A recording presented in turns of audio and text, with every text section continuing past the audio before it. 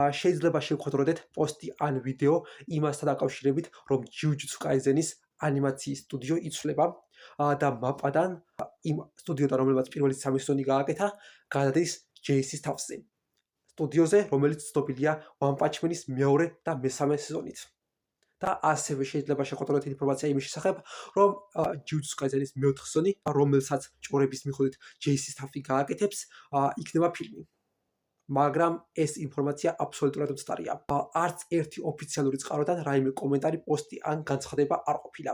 არც სტუდიას JC-ის თავს ან მაპას, არც გამომცემლობას Shueisha-ს ან ტელევიზიას Toho Animation-ს განცხადება ამასთან დაკავშირებით არ გავკეთებიათ.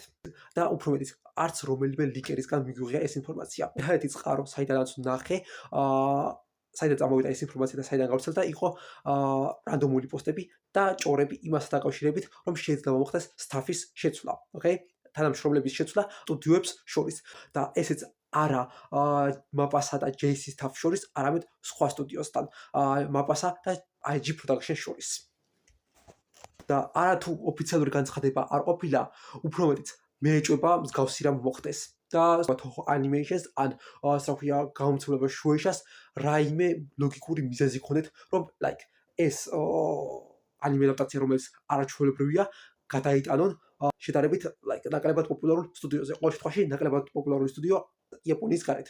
და კი მართალია, მაპას ანიმეები დიდი პოპულარობით არ სარგებლობს იაპონიაში, თუმცა Jujutsu Kaisen-ის მესამე სეზონი რეალურად ძალიან დაბალი შეფასებები ჰქონდა მარტივი მიზეზის გამო. იაპონიაში, როგორც მივხვდი, არ მოსწონთ, რომ ორიგინალი მანგიდან და ნოველიდან იქნება რაც იქნება, ადაპტაციის დროს რამეს ცვლიან. ეგ შემთხვევა იყო Chainsaw Man-ის ანიმაციაც, მიუხედავად იმისა, რომ ანიმაცია არაჩვეულებრივი იყო, ამ გარკვეული ცვლილებების გამო ანიმედან მანგაში, ფაქტობრივად ძალიან წარუმატებელი იყო პირველი სეზონი Chainsaw Man-ის და მაგიტო შეცვალეს ანიმაციას სტილიც და ყველაფერიც მეორე სეზონში.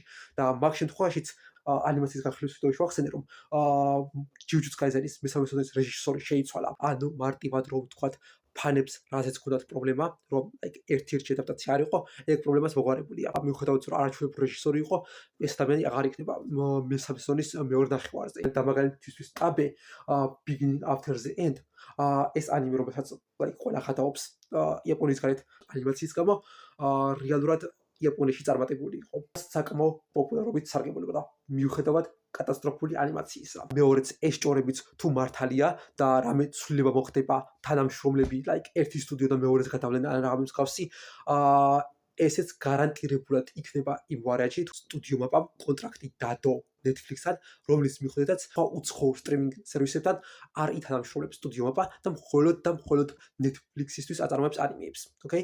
და იქიდან გამომდინარე, რომ გარანტირებულად Netflix და მაპას დიდი მიზნები აქვთ, ოკეი? აშკარად, აქედან გამომდინარე, შესაძლებელია, რომ მაპას უბრალოდ უნდა ცდილობს, რომ წარმოება გააფართოვოს და სხვა სტუდიოებიდან თანამშრომლები და ანიმატორები დაიხმაროს.